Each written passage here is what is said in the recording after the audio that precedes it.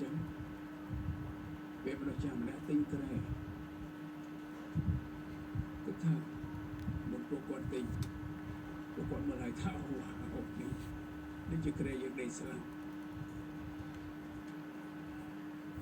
ព្រោះខ្ញុំគិតថាអញ្ចឹងពេលនេះយើងយល់ហើយចាប់ដល់យើងទៅរកភូមិនោះ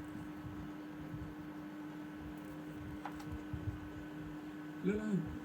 ពួកយើងមិនអាចនៅទេពួកវានៅមកទៀតពួកវាដូចជាប្រើរូបចឹងរូបយ៉ាងនេះគឺខុសធម្មតាពីរូបដើមចាំតែពាក្យនោះហើយតែវាបានន័យថាមិនសម្រាប់ពេលនេះដោយទៅពេលយើងវាអីក៏ដែលយើងចង់នេះនឹងរកខែនេះមិនបានប្រាប់គ្រប់យ៉ាងដែលយើងទុំទេដៃនៅសើជាដៃនៅសើតែមានអីខុសគ្នាទៅអូខេបើនឹងចង់យើងអាច